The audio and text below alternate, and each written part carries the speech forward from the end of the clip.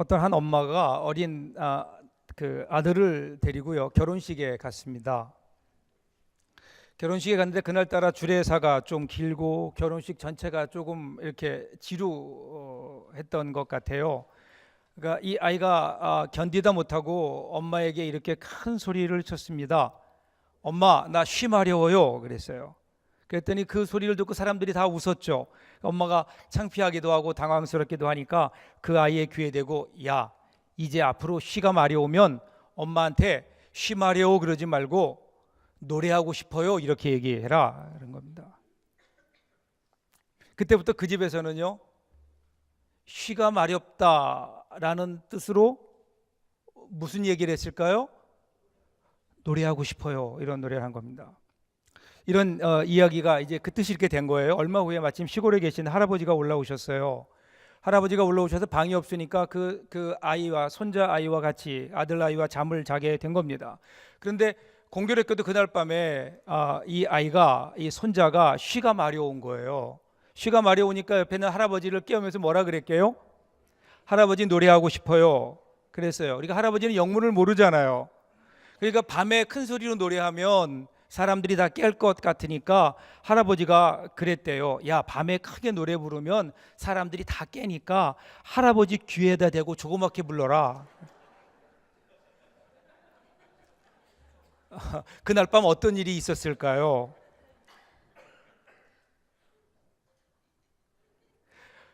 우리가 살면서 이런 실수들을 많이 하죠. 실수하는 이유는요, 같은 단어를 쓰는데 다른 생각을 하는 겁니다. 성탄을 맞이하는 우리의 마음도 이와 같지 않을까? 다 같은 단어 성탄이라고 하는 말을 사용하는데, 그런데 과연 우리가 생각하는 것도 같을까? 과연 진정한 의미의 성탄은 무엇일까? 그 미국에서 어떤 교수가요, 한 학생들 40명에게 크리스마스라는 단어를 이야기하면서 생각나는 것을 적어보라 그랬어요. 그랬더니 가장 많이 나온 게 크리스마스 트리, 가시나무, 선물, 그 다음에는 터키, 칠면조, 그 다음에 할로데이, 크리스마스 캐롤, 산타클로스, 이런 단어들이 쭉 나왔다는 거예요. 그런데 거기에 예수 님의 이름은 빠졌어요. 그러니까 예수님의 생일이라고 대답한 학생들은 한 사람도 없다는 겁니다. 언제부턴지 사실은 이 성탄절이요, 상업주의와 감상주의와 세상의 쾌락주의에 밀려서 원래 성탄의 정신을 잃어버리고 있는 것은 아닌가, 본질을 잃어가고 있는 것 같아요. 세계에서 1년 중 가장 교통사고가 많은 때가 언제인지 아십니까? 바로 이때입니다. 크리스마스 시즌입니다. 1년 중에 절도, 강도 등 범죄가 가장 많은 때가 바로 성탄절이고요. 심지어는 1년 중에 가장 사생아가 많이 생기는 때도 크리스마스 시즌입니다.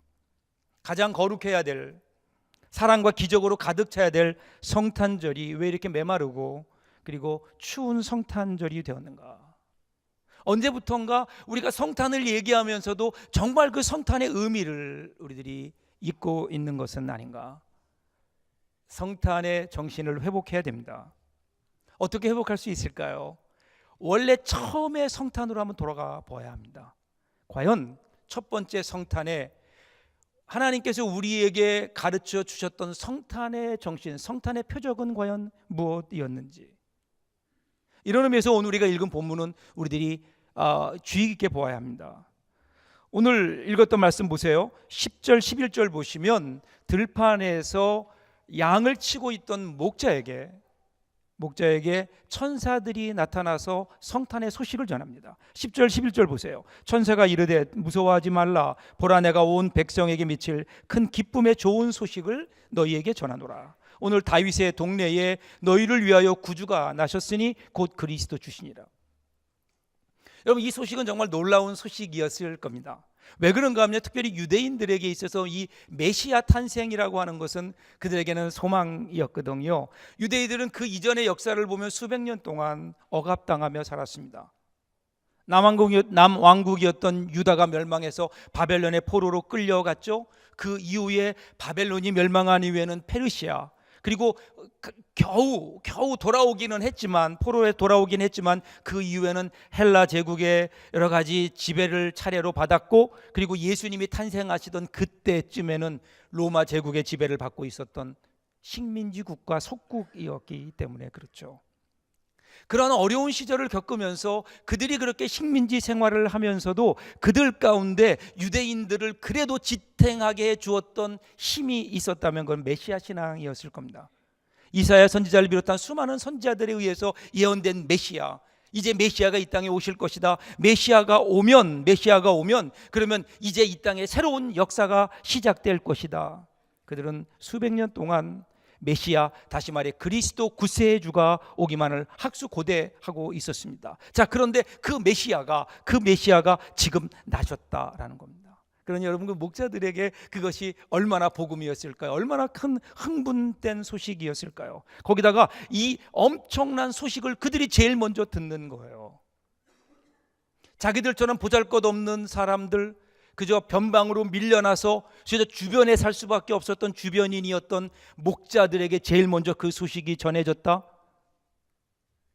거기다가 사람이 아닌 천사가 직접, 여러분 아마 목자들은 그때 이게 꿈인지 생신지 알 수 없었을 겁니다. 그러면서 천사들이 뭐라고 얘기해요? 구체적으로 성탄의 표적을 가르쳐 줍니다.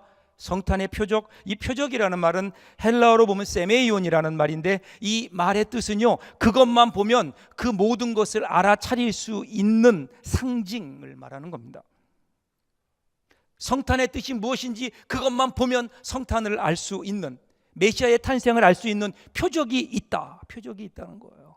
그 표적을 뭐라고 얘기하죠? 12절 보세요. 너희가 가서 강보에 쌓여 구유에 누워 있는 아기를 보리니 이것이 너희에게 표적이니라.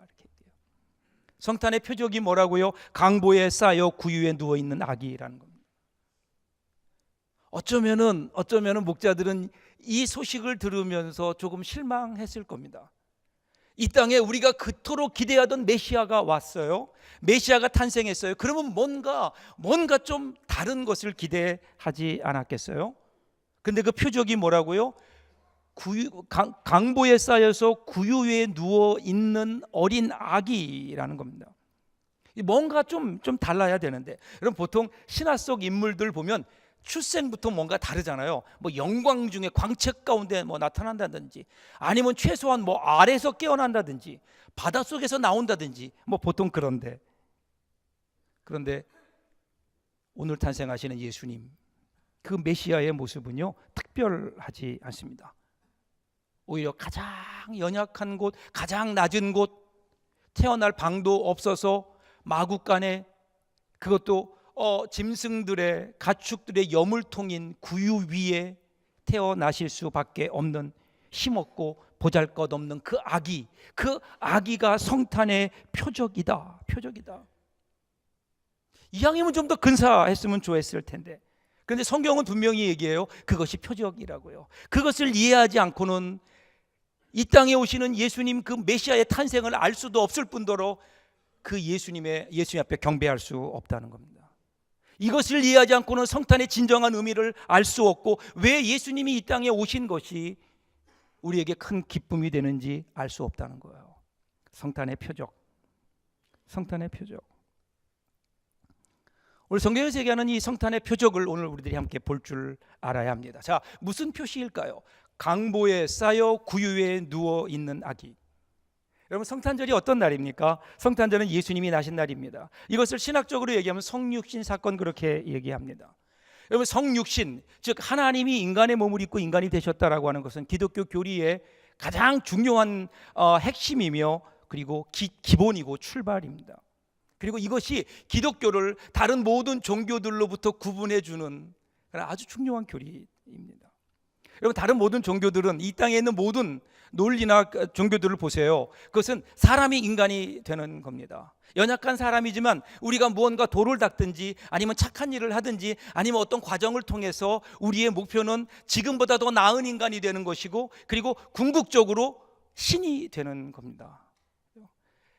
모든 이 땅의 종교는요, 땅에서 하늘을 바라봅니다. 낮은 곳에서 높은 곳으로 나아가라고 이야기합니다. 그런데 여러분, 기독교는 다르지 않아요? 기독교의 출발은 그렇지 않습니다. 땅에서 하늘로 가는 것이 아니라 하늘에서 땅으로 내려오십니다. 인간의 몸을 입고 이 땅에 예수님이 낮은 곳으로 내려오시는 거예요. 하늘에서 땅으로 내려오시는 거예요. 이것을 가리켜서 하나님의 사랑, 그렇게 얘기합니다. 우리가 갈 수 있는 길이 아니기 때문에 우리를 사랑하시는 하나님께서 인간의 몸을 입고 우리가 있는 낮은 곳으로 내려오시는 그 사건, 여러분, 그 사건이 바로 성탄이라는 거죠. 그리고 그것을 가장 잘 나타내 주는 것이 예수님이 태어나신 말구유입니다. 말구유. 그리고 성탄의 표적은 말구유, 낮은 자리입니다. 낮은 자리. 이 낮은 자리가 우리가 주님 만날 수 있는 표적, 성탄의 표적이 되는 겁니다. 여러분, 이 세상은요, 자꾸만 높은 곳을 가리켜요. 높은 곳을 가리키면서 그곳을 향해 나가라고 합니다. 문제는 하나님의 뜻을 따라 이 세상을 바른 길로 인도해야 될 교회가, 그리고 우리가 혹시 세상을 더 닮아가고 있는 것은 아닌가? 그래서 어느 때부턴가 우리 하나님의 공의를 이 세상의 이익에게 자리를 내어주고 말았습니다. 그리고 우리가 추구해야 될 이 진리는 이 세상의 효율이라는 것으로 대체되고 있는 교회와 세상 속에서 우리 주님은 외롭게 혼자 울고 계시지는 않을까? 오늘 우리는 자꾸만 높은 곳을 바라보고 높은 곳을 향해 나아가려고 하는데, 우리 주님은요, 정반대로 낮은 곳을 향해 가고 계십니다. 구유를 향해 내려오시는 거예요. 우리는 큰 것, 강한 것을 추구하지만 우리 주님은 우리 주위에 있는 연약한 사람들에게 눈길을 던지고 계십니다. 결과는요, 평행선입니다. 우리가 가는 그곳에 주님이 계시지 않습니다. 주님이 계신 곳에 우리의 마음이 있지 않습니다. 그래서 우리는 공허합니다. 성탄절을 맞이하면서도 우리의 마음속에 우리 주님이 오시는 그 자리가 우리 가운데 혹시 없기에 이 성탄이 추운 것은 아닌가? 성탄의 표적은요, 낮은 곳으로 가라는 겁니다. 구유로 가라는 겁니다. 그래야 주님을 만날 수 있거든요. 지난 세기 최고의 기독교 영성가였던 헨리 나우엔이라는 분이 그런 고백을 했죠. 그는 어려서부터 천재로 불리었고요, 자연히 그의 인생은 오르막길이었습니다. 많은 사람들의 기대 속에서 그의 미래는 장밋빛 인생이었습니다. 늘 오르막길이었습니다. 주위 사람들의 기대대로 그는 최고의 명문대학인 하버드 대학의 교수로 그는 명성을 떨쳤고요, 그가 집필했던 30권의 책들은 전 세계적으로 아주 유명한 베스트셀러가 됩니다. 많은 사람들이 그의 강의를 듣고 싶어 했고 그를 만나기를 원했습니다. 그런데 그러던 어느 날 그가 사람들 앞에서 폭탄 선언을 합니다. 다 내려놓겠습니다. 내가 지금까지 가지고 있던 모든 것들을 다 내려놓겠습니다. 그리고 나는 새로운 인생길을 찾아 나섭니다. 나의 남은 삶은 봉사의 삶을 살겠습니다. 주위에 그를 알고 있는 많은 사람들이 다 말렸죠. 당신에게는 너무나 좋은 생각과 그리고 좋은 은사가 있는데 당신 혼자 가서 봉사하기보다는 좀 더 많은 학생들을 가르치며 그들에게 봉사의 길을 가도록 가르치고 영향력을 주는 것이 낫지 않겠느냐 만류했죠. 그 만류에 대해서 그가 이렇게 얘기합니다. 저는 지금까지 오르막 인생길을 살았습니다. 그런데 오르막 인생길은 늘 성공과 칭찬으로 가득 차서 예수님이 보이지 않았습니다. 그래서 나는 이제 내리막 인생길을 걷고자 합니다. 이유는 간단합니다. 거기에 예수님이 계시기 때문에, 예수님을 가까이 하고 싶어서입니다. 그는 1986년에 캐나다에 있는 정신 지체 장애우들의 공동체인 라루시 데이브레이크에 들어가게 되고요, 그의 남은 10년 동안을 거기에 삶을 마치고 그곳에서 그의 생애를 마감하게 됩니다. 사랑하는 여러분, 오르막길에는 나만 보인다고 하는 말은 우리가 새겨 들어야 합니다. 예수님은 낮은 곳에서 내리막길에서 지금 우리를 기다리고 계시는데, 오늘 우리는 여전히 오르막길 높은 곳을 향해 올라가면서 주님이 보이지 않는다고, 주님이 나와 함께하지 않는다고 오늘 우리는 그리 불평하고 있는 것은 아닌가? 섬김과 낮아짐과 겸손의 자리에 우리 주님이 계시는 것을 왜 우리는 모를까요? 여러분, 고은이라고 하는 시인이 썼던 그 꽃이라고 하는 간단한 시입니다. 내려갈 때 보았네, 올라갈 때 보지 못한 그 꽃. 이게 시의 전체입니다. 내려갈 때 보았네, 올라갈 때 보지 못한 그 꽃. 오르막길에서는 볼 수 없던 그 꽃, 그런데 내리막길에서는 보여요. 여러분, 이번 성탄 저를 맞이하는 우리 마음속에 우리 인생이 내리막길이 될 수 있기를 주님의 이름으로 축복합니다. 낮은 곳으로 주님을 따라가야죠.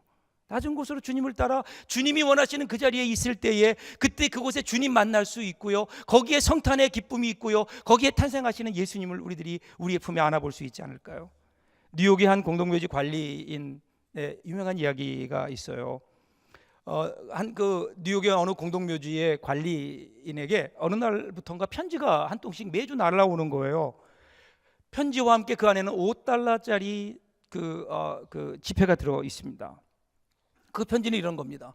죄송합니다.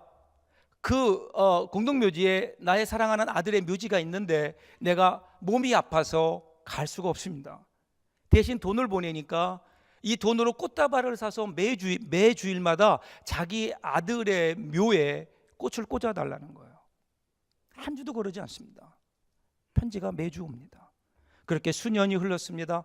정말 한 주도 빠지지 않고 이 여인이 그 돈을 보내고 편지를 보냅니다. 그러다가 어느 날 차가 한 대 공동묘지 안으로 들어옵니다. 보니까 중년 부인이 내리는데 언뜻 보기에도 병색이 완연한 죽음의 그림자가 덮여 있는, 가슴에는 꽃다발을 하나를 안고요, 그 여인이 이 관리인에게 옵니다. 그리고 얘기합니다. 내가 바로 편지를 보냈던 그 여인입니다. 나의 사랑하는 아들이 이곳에 묻혀 있는데 그동안은 내가 오지 못했는데 얼마 전에 의사가 이제 얼마 살지 못한다라고 하는 마지막 선고를 받았습니다. 그래서 내 인생이 끝나기 전에 마지막으로 나의 사랑하는 아들 앞에 내 손으로 꽃을 주고 싶어서 왔다는 거예요. 그 말을 들은 그 관리인이 한순간 당황합니다. 그러더니 이렇게 얘기해요. 부인, 그렇군요. 그런데 나는 부인에게 용서받을 일이 하나 있습니다. 저는 매주 부인이 보내준 돈을 가지고 와서 꽃다발을 샀고, 그리고 그것을 갖다가 당신이 원하는 대로 무덤 앞에, 당신 아들의 무덤 앞에 놓았습니다. 그런데 그것을 놓으면서 내 마음이 너무 안 좋았습니다. 부인이 깜짝 놀라며 왜 그렇습니까? 라고 물으니까 그 관리인이 이렇게 대답합니다. 그 꽃은 갖다 놓은 지 불과 몇 시간도 안 돼서 금방 시들어 버립니다. 그리고 그 다음 날이 되면 썩어서 냄새가 납니다. 죄송하지만 무덤에 아무리 아름다운 꽃을 꽂아 놓아도 죽은 사람은 냄새를 맡을 수 없습니다. 죽은 사람은 보지도 못하고 그 꽃을 보면서 기뻐하지도 못합니다. 저는 예수 믿는 사람입니다. 내가 다니는 교회 옆에 공립병원이 있는데 거기에 가면 혼자 있는 독거노인들 혹은 혼자 병원에 입원해서 가족도 없이 혼자 지내는 환우들이 많이 있습니다. 그래서 저는 거기에 꽃을 놓는 대신 그것으로 꽃다발을 사서 그들에게 꽃다발을 갖다 준 적이 있습니다.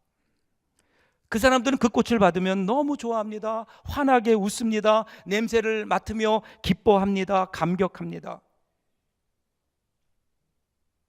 부인께서도 이제는 이 공동묘지 당신의 아들 앞에 꽃을 가져오지 말고 주위에 있는 소외당한 이웃들에게 꽃을 한번 갖다 주어 보십시오. 죽은 사람에게 꽃은 주어서 못합니까? 산 사람에게 주어야죠. 이 말을 들은 이 부인이 굉장히 심각한 표정을 하고요, 실망한 표정을 하고 돌아갔습니다. 세월이 흘렀어요. 몇 개월의 시간이 흘렀습니다. 그런데 어느 날 차가 한 대 들어오는데 그 차에서 한 부인이 내립니다. 지난번에 보았던 그 부인입니다. 이제는 직접 운전을 하고 올 정도로 건강한 모습이 되었고요, 그리고 그 모습으로 공동묘지에 나타납니다. 그리고 관리인을 찾아서 이렇게 얘기합니다. 그때 그 말을 들었을 때는 굉장히 마음이 상했는데 집에 가 생각해 보니까 그 말이 맞는 것 같아서 그때부터 여기에 돈을 5불씩 보내서 꽃다발을 주는 대신 그것을 가지고 주위에 있는 외로운 사람들, 소외당한 사람들, 병원에 혼자 입원해 있는 사람들을 찾아가서 그들에게 꽃을 갖다 주었습니다. 아들에게 썼던 그 $5를 그들을 위해 썼습니다. 그랬더니 그들은 너무너무 좋아하더군요. 좋아하는 얼굴 표정을 바라볼 때 내 마음도 기쁘고, 그러면서 나도 모르는 사이에 내 마음이 평안해지고 잃어버렸던 평안이 내 마음속에 찾아왔고, 그러면서 그동안 나를 괴롭히며 죽음으로 몰아넣었던 신경성 질환도 떠나게 되고 몸이 이렇게 회복되어서 건강하게 되었습니다. 모두 다 당신의 덕분입니다. 여러분, 오늘 이 크리스마스의 기적이 우리에게 있다면 얼마나 좋을까요? 여러분, 크리스마스의 기적은 여기에 있습니다. 다 내려놓자는 거 아니에요. 우리는 대개 뭐 희생하라 그러면 다 내려놓는 거로 생각하는데, 그래서 다 내려놓기 어려우니까 바로 포기해버리죠. 아니에요. 5달러면 됩니다. 5달러면. 여러분, 작은 돈이지만 그것이 나를 위해 쓸 때는 별거 아니에요. 근데 그것이 다른 사람을 위해 쓰여질 때는 거기에 영적 가치가, 하나님의 은혜가, 하나님의 손길이 거기에 함께 하는 거예요. 달라지는 거예요. 나를 위해 쓰는 일들은 좀 줄이고, 내가 누릴 수 있는 당연한 특권도 좀 내려놓고, 이웃을 사랑하는 마음으로, 이웃에게 복음을 전하는 마음으로 자신을 내어주는 삶을 살 때 여러분, 그 삶이 정말 행복하지 않을까요? 사랑하는 여러분, 우리가 우리에게 필요한 가구를 살 때에도 조금 더 비싼 가구를 살 수 있지만, 그런데 조금 덜 비싼 것으로 사고 거기서 절약된 것을 가지고 우리 이웃들과 나눌 수 있다면, 좀 더 내가 큰 자동차 탈 수 있지만 그거보다는 좀 더 작은 차를 타며 이웃을 섬기는 삶에 그것이 쓰여질 수 있다면, 여러분, 지금보다 훨씬 더 행복하게 살 수 있지 않을까요? 우리가 누릴 수 있는 것에 10분의 1만 포기하면은요, 싸울 일이 없대요. 우리가 누려야 될 것에 30%만 포기하면요, 완전한 평화를 맛볼 수 있고요, 사람들은 여러분을 향하여 성자라고 얘기할 거랍니다. 오늘 우리가 가지고 있는 것 과연 얼마나 내려놓고 있는지, 내려놓아야 진정한 성탄의 의미가 거기 있지 않을까요? 여러분, 영국을 비롯한 유럽 사람들은요, 성탄 다음 날을 박싱데이라고 합니다. 행사를 가져요. 저는 처음에는 이해가 잘 안 돼서 성탄절의 다음 날이 박싱데이, 그래서 성탄절에 선물 사느라고 뭐 지출도 되고 막 복잡하니까 그동안 서로 감정이 있다가 꼭 참고 있다가 성탄절이니까 참고 있다가 그 다음 날 그냥 한반 붙자, 뭐 이런 건 줄 알았더니 그런 게 아니에요. 성탄절에 선물들을 주고 받잖아요. 그것을 박스에 넣어줍니다. 박스에 넣어두었다가 그 다음 날 박스를 여는 거예요. 그리고 사람들에게 나누어 주는 겁니다. 상자에 넣어두었다가 전한다고 해서 박싱데이입니다. 오늘 저 여러분들에게 이 귀한 박싱데이가 있기를 바랍니다. 여러분, 오늘 우리가 이 성탄절은요, 1년에 한 번 그저 지나가는 성탄절이 아니라 365일 이 성탄의 정신으로 살아가며 날마다 우리 가운데 오시는 예수 그리스도의 탄생을 마음속에 경험하며 살 수 있다면 얼마나 좋을까요? 저와 여러분들에게 이러한 성탄, 앞으로 여러분의 남은 모든 인생이 성탄절이 되는, 성탄절의 은혜가 넘쳐나는 귀한 삶이 저와 여러분에게 넘쳐나기를 주님의 이름으로 축복합니다. 기도하겠습니다.